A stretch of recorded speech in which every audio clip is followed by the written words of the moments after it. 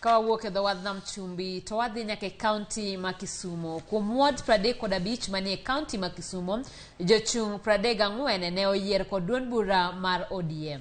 Kata kamano, Billy Odhiambo ne oringo ataro mar apaka kendo noyudo loch ka ochung' kar kende kaka independent. Millicent Odhiambo miyo wasigan loch mare e ward ma Kobura.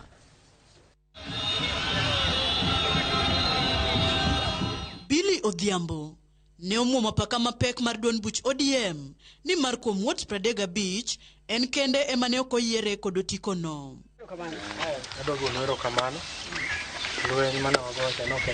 Owacho ni oikore mar tiyo ne jopiny mawuok Kobura ni mar nochako bedo kod chia mar telo e mbalariany. Kata kapok na chung' noyudo kata e college kocha be na jatelo. Nikech kagombero naneno ka nitie gimoro kamoro nyalo konyo taweyo kadhi kamano. Nikech nyalo weyo ni ng'at moro botelo ni en mobokelo change migombo cha. Tibo yudo ni ng'ano nyalo dhi adhiya kamano to kokel change migombo no bi thuru. Koro seche moko gi Kisungu wacho ni at times inyalo bedo the change you want to see.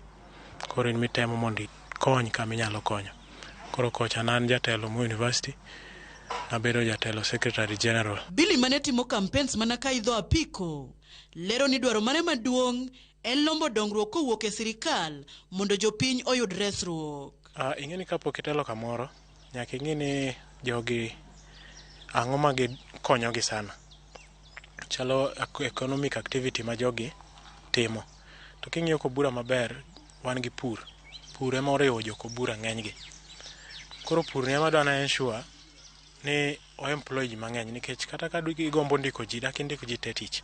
But inyalo create avenue ma jogi yudo ka ginyalo tiyo go maber. Koro ki create negi avenue imiyo gi kaka ginyalo yudo pi mayot. Imiyo gi kaka ginyalo yudo kodhi mayot. Then itemo create negi market ma bech produce ma gigole puodho giyudo ka giuse bei moro maber. Ing'eni kanyo koro ikonyo ji mang'eny ti employ ji mang'eny. Adieri vijana mang'eny bang' tieko skul gibaya gima gidwa timo molong'o onge. To Bill kanoduogo dala ka nochako wach mar pur kendo ne en ng'ama puro motegno. Matije mar pur no ochopo kama koro nobede gi greenhouses gine toke ka. Mamae mogole oko manyako chopo sama koro neno kata nobedo gi lek mar bedo MCA Kobura ward. Otegno kendo dhi tiyo motegno. Agwero kamano ne jo Kobura ni nyogi neno mariek wang'ni magi koni telo nyaka mi ja youth mondo mi olok Kobura ward obed Kobura ward. Ni mar pile pachwa keno ga ni watiyo ga gi wach mar kako wach ni mondo watimno to wangne gino ni lokruok obed kuom kijana matin mondo mi okele lokruok. Wagone lweny kabisa nen gima nwachako katugo lakini nwang'e kuma pachwa ne nitie. Ne ok wang'e ni kijana matin nyalo go lweny magol ng'ano mosetiyo higni 5 to Nyasaye notimo nwa ono. Rem e welo mag duond buch ODM emane omiyo Odhiambo chikore owuok e duond od burano kaliekore ni chal ka gima welogo ne okotim e yo makare.